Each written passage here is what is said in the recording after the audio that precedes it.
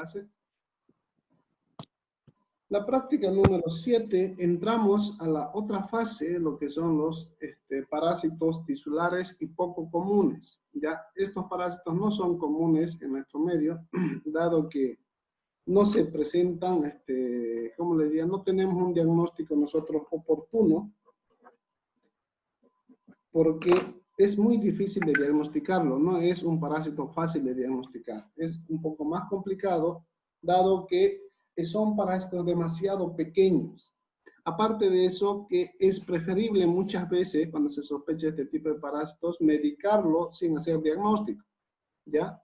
Ese es otro de los secretos de la parasitología, que es preferible muchas veces no saber que uno tiene directamente, tomar el medicamento. Hoy en día, como muchos están tomando la ivermectina, están matando cualquier cantidad de parásitos. Pienso yo que de aquí unos 6, 8 meses van a desaparecer los parásitos de la faz de la tierra, o al menos en Bolivia. Porque la ivermectina, aparte de estar indicado para lo que es el coronavirus, la ivermectina arrasa con protozoarios y arrasa con helmintos. Es un buen desparasitante.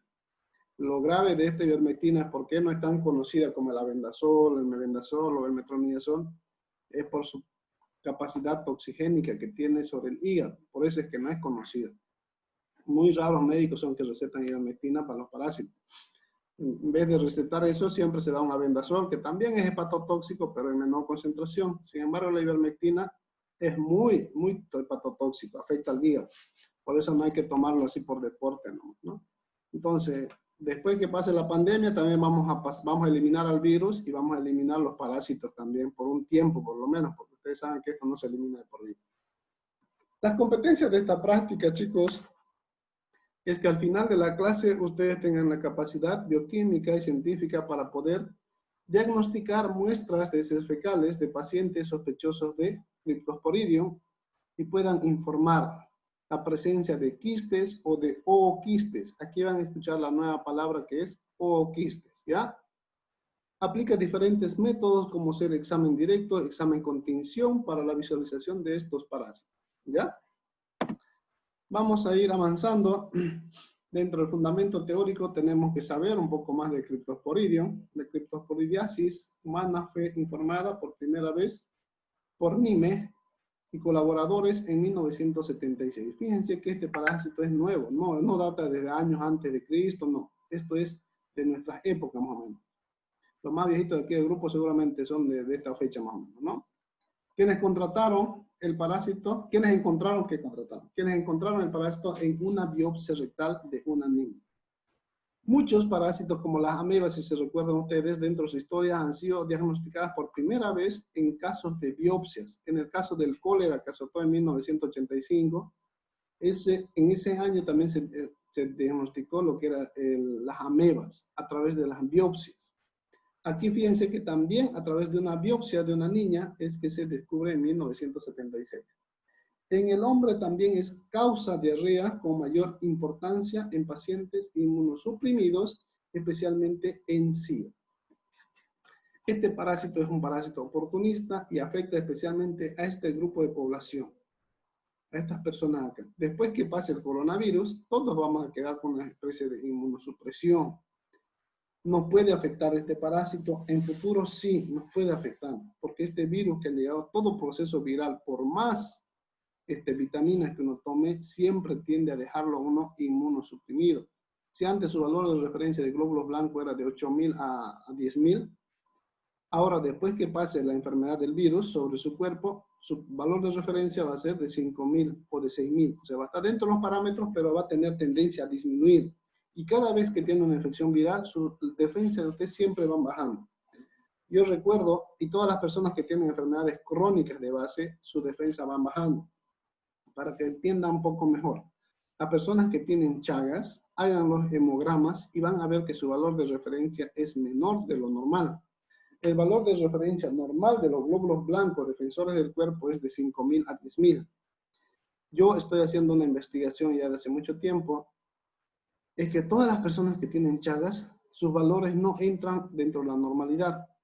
El ejemplo caso mío es que yo tengo chagas desde que nací, me contagié una y otra vez por la situación de vivienda que teníamos ese tiempo, y mi valor de referencia a mí, cuando yo estoy sanito, cuando no me duele nada, me hago un hemograma y veo mis glóbulos blancos, siempre están en 3.500.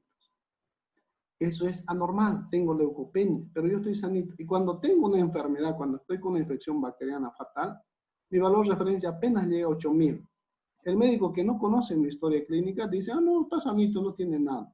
Cuando él no sabe que mis valores de referencia ya míos son bajos por el tema que yo tengo una enfermedad crónica, lo cual va haciendo que mi defensa cada vez sea más baja. Eso hay que tener bastante cuidado. Por eso es importante siempre practicarse al año una vez, por lo menos un examen general de rutina. Por lo menos saber cuánto es su valor cuando usted está sanito. Una cosa es saber cuando está sanito cuántos son sus valores y otra cosa cuando está enfermo. Porque si yo estoy sanito, mi valor de referencia son 20.000 glóbulos blancos, cuando estoy enfermo, pues mis glóbulos blancos van a llegar a 30.000. Porque valores de referencia se ha sacado en base a una población sana, pero uno mismo tiene que saber cuántos son sus valores de referencia.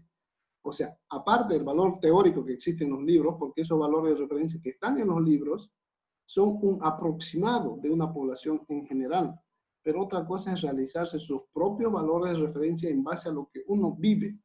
¿Ya? Eso es importante, ustedes como bioquímicos que van a hacer, vayan sacando. Además, todos los valores de referencia que manejamos en Bolivia no son valores de referencia hechos por los bolivianos. Eso es algo que hay que pulir más en el futuro.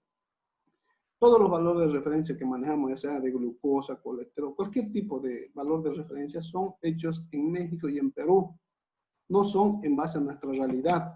No hay valores de referencia para los cambas, no hay valor de referencia para los collas. A todos se los clasifica con ese mismo valor de referencia internacionales, cosa que nosotros no vivimos a la altura de ellos, no tenemos ese nivel del mar que ellos tienen. Entonces, eso afectaría muchísimo en cuanto a esto de acá, ¿ya?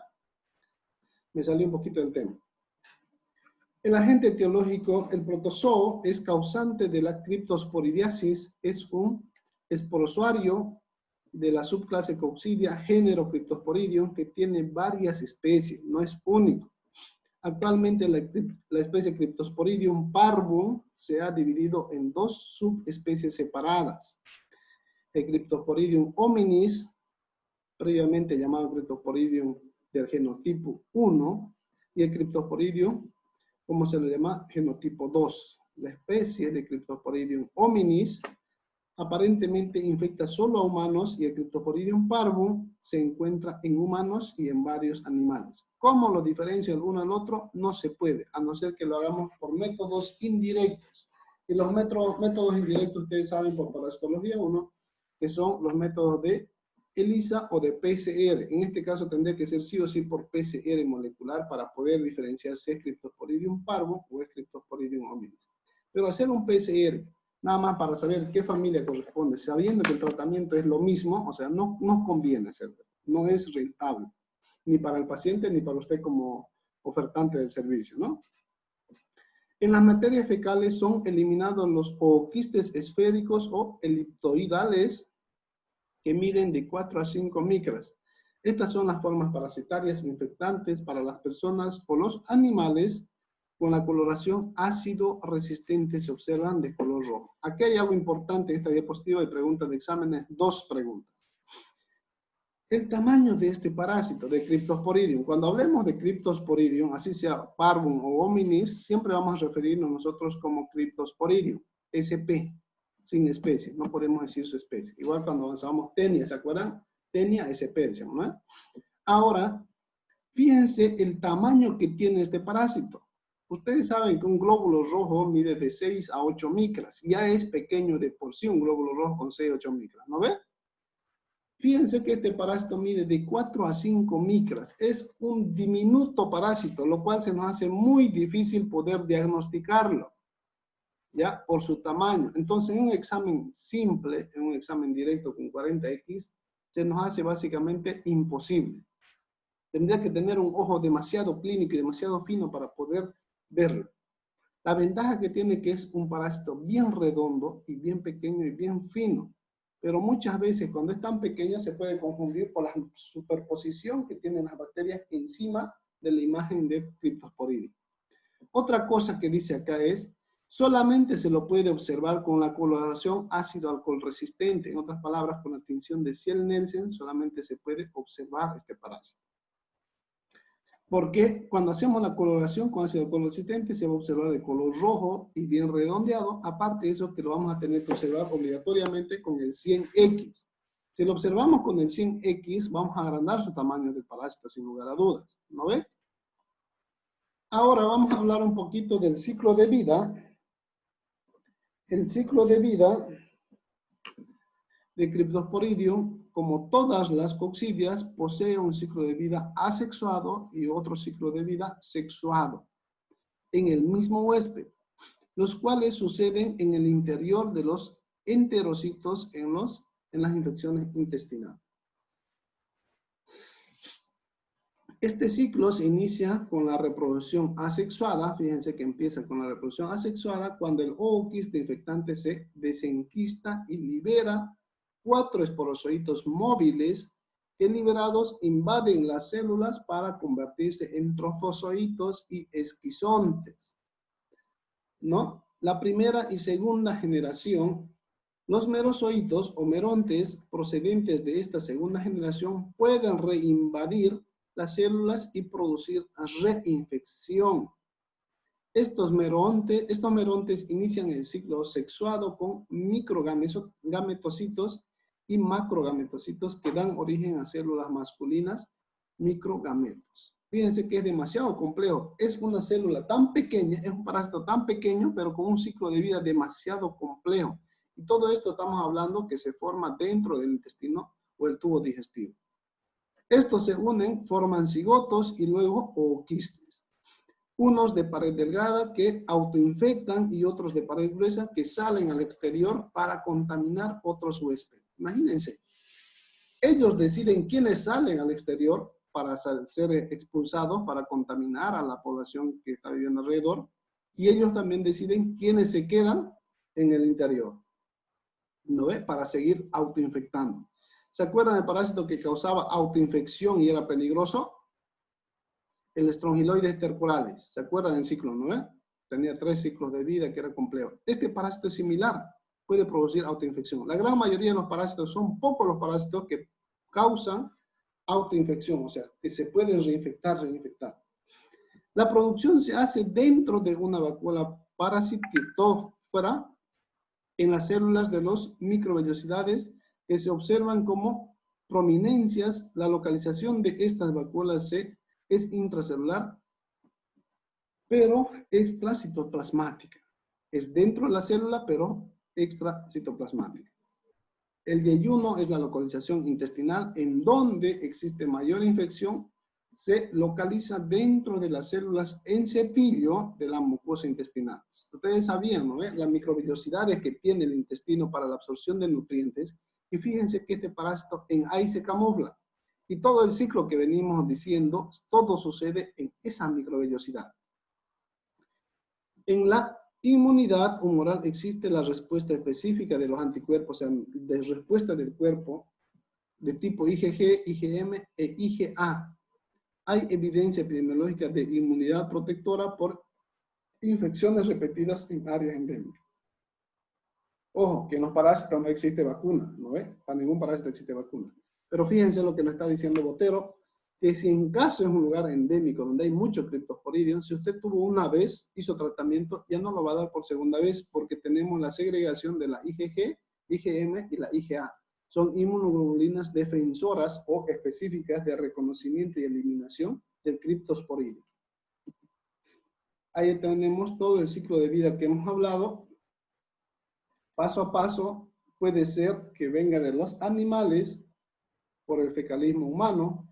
Todo empieza cuando sale del tubo digestivo de una persona, ¿no? Y aquí tenemos todo lo que hemos dicho, el ciclo sexual y el ciclo asexual que sucede dentro de las microvellosidades del intestino del yeyuno. ¿Ya? Fíjense lo que causan las personas. Es esto, adelgazamiento, y ahorita vamos a ver todo lo que es la enfermedad que causa, que son diarrea recurrente. La patología y patogenia, el yeyuno es la localización intestinal en donde existe mayor infección. Se localiza dentro de las células en cepillo de la mucosa intestinal. Se ha encontrado diseminación en pacientes inmunosuprimidos, principalmente con SIDA, en la faringe, esófago, estómago, duodeno, ilion, colédoco, apéndice, colon, recto, pulmones, en cuyo caso pueden encontrarse los ooquistes hasta en el esputo. Grave, porque este parásito ha sido causante de muertes grandes en poblaciones enteras. No es chiste el Cryptosporidium. ¿Cuáles son las manifestaciones clínicas? La infección se presenta en dos formas, según sea el estado inmunitario del huésped. Pueden ser inmunocompetentes o inmunodeficientes. En los inmunocompetentes, aproximadamente el 30% de los casos infectados son asintomáticos, o sea, el 70% son sintomáticos, ¿no? En los sintomáticos, la diarrea y el dolor abdominal son los principales síntomas, pero pueden tener en cuenta que frecuentemente los pacientes positivos para Cryptosporidium pueden tener a la vez otros agentes infecciosos, o sea, ayuda a la proliferación de otros parásitos o de otras bacterias. Fíjense que es el 70% de la población que se infecta se manifiesta la sintomatología. En el coronavirus solamente el 20%. Fíjense que este es mucho más letal que el coronavirus.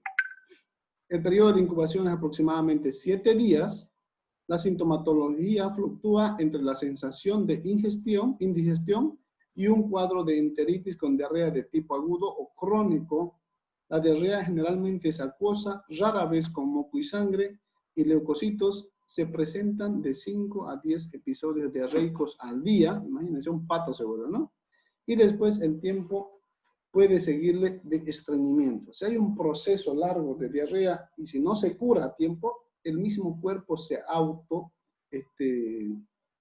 ¿cómo le diría? Es una especie de autocuración donde se estreñe el paciente. Llega un proceso de estreñimiento. En los niños la diarrea intensa o crónica se puede asociar a deshidratación. La diarrea puede perdurar por largo tiempo, causar pérdida de peso y afectar el crecimiento y la nutrición. Todos los parásitos afectan al crecimiento y la nutrición de los niños, porque los parásitos se comen sus nutrientes que uno ingiere, ¿no? En los pacientes pueden presentar además dolores abdominales, ocasionalmente fiebre, cefalea, anorexia, vómito y pérdida de peso. Generalmente la enfermedad se autolimita a 10 a 14 días. En una cuarta parte de los pacientes pueden llegar a más de un mes. ¿Ya? En los inmunodeficientes, en estos pacientes, los síntomas son más intensos y de larga duración. Estamos hablando que los pacientes con VIH-Sida, básicamente el Cryptosporidium es letal para ellos. Para ellos no tiene retorno. En otras palabras, la diarrea los mata. ¿Ya? Vamos a la parte del laboratorio y fíjense que ya estamos avanzando más largo, ya estamos cerca de los 25 minutos o 30 minutos de grabación. Vamos con el diagnóstico laboratorial. Hay dos métodos de diagnóstico, que es el método directo y el método indirecto. Cuando hablamos de métodos de diagnóstico, tenemos que tener bien claro estas dos palabras. Vamos a hablar entonces cuáles son los métodos de diagnósticos indirectos que se pueden hacer para el Cryptosporidium. Hay muchos, yo solamente les he enumerado 4. Dentro de ellos están las pruebas de ELISA, la prueba de Western blot, la prueba de inmunocromatografía, el PCR en tiempo real. Yo les decía que para verla, ahorita vamos a ver una. Las pruebas de ELISA se basan en la detección de antígenos y anticuerpos presentes para lo que es el Cryptosporidium, ¿ya? Es un tema de conjugado y todo un proceso de lavado donde al fin y al cabo nos da una solución coloreada que se puede leer en un espectrofotómetro y saber si es o no es Cryptosporidium positivo, ¿ya? Luego tenemos las pruebas de Western blot, que son la base o el principio de la prueba de Western blot es la electroforesis capilar, donde se pasan por diferentes tipos de membranas, que esto lo van a ver en otra materia, netamente lo que es el método de Western blot, ¿ya?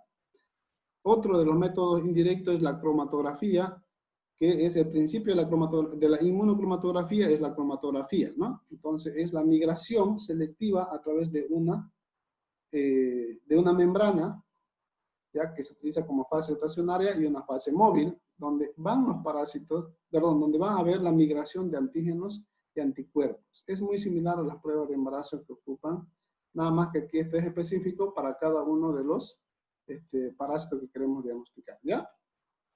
La PCR en tiempo real es tomar una fracción del ADN del parásito y replicarlo y compararlo con un patrón y tenemos los resultados.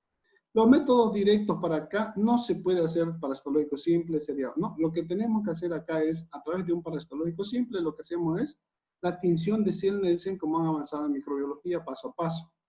O también se puede hacer con parasitológico seriado la tinción de Ziel-Nielsen. En otras palabras, podemos hacer las tinciones. La tinción podemos hacer por 3 días consecutivos, ¿ya? Entonces, el parasitológico simple hacemos la tinción de Ziel-Nielsen, el parasitológico seriado hacemos por 3 días la tinción de Ziel-Nielsen. El principio de la tinción de Ziel-Nielsen, saben ustedes que tiene un paso de elaborar la placa, fijar la placa, luego se coloca la fusina fenicada, se lleva un proceso de calentamiento por 5 minutos para romper la membrana lipoproteica de los parásitos, y luego agregamos la decoloración del alcohol ácido, y encima de eso, después que lavamos con agua, colocamos el azul de metileno como colorante de contraste o mordiente para que nos permita la visualización. Si son positivos, vamos a tener esta imagen al microscopio, que son la presencia de los Cryptosporidium, que ya hemos dicho que miden de 4 a 5 micras de tamaño y que son de redondos y de colores rojos. Son ácido alcohol resistentes, ¿no? Aquí tenemos otra imagen también, lo que es la tinción de Ziel-Nielsen modificada. Cuando se hace biopsia, cuando se hace una biopsia, se hace una extracción de las microvellosidades intestinales, se hace la tinción, se puede hacer varios tipos de tinción, fíjense que tenemos aquí la hematotoxilina eosina, también podemos hacer la tinción de metenanamina, la de Giemsa, la de Quinjon, ¿no? Y lo que observamos acá son la presencia de estas células rojas, que son los Cryptosporidium. Si no hay preguntas, chicos, aquí cortamos la grabación porque ya se ha pasado de los 30 minutos. A ver, jóvenes, preguntas hasta aquí.